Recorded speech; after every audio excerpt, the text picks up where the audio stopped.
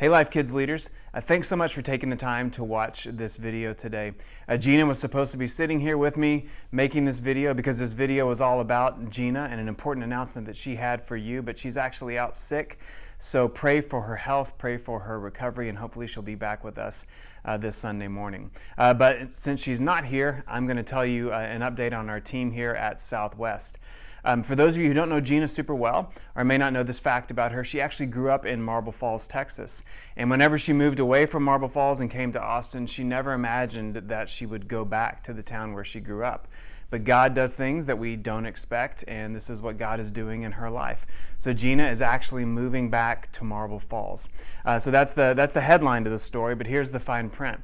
In the summer of 2020, Gina stepped up and did an incredible work for the Kingdom of God, but for Life Family.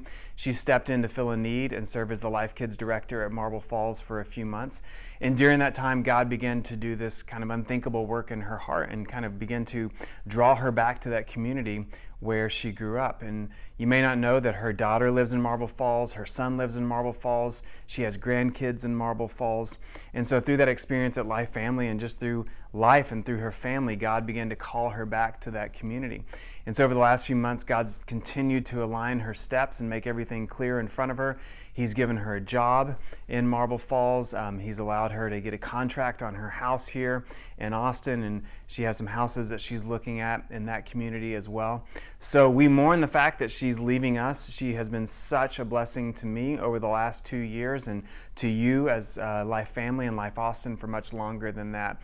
So we mourn over the fact that we're losing Gina, but we celebrate with her because we know that this is where God is leading her.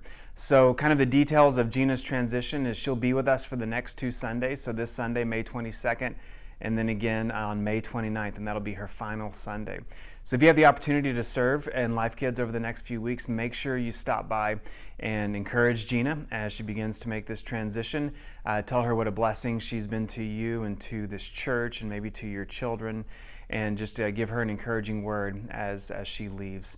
We love Gina. We are excited to see what God is going to do in the next season of her life, and we celebrate all that has led her to this point, and we celebrate all that God has in store for her in the future.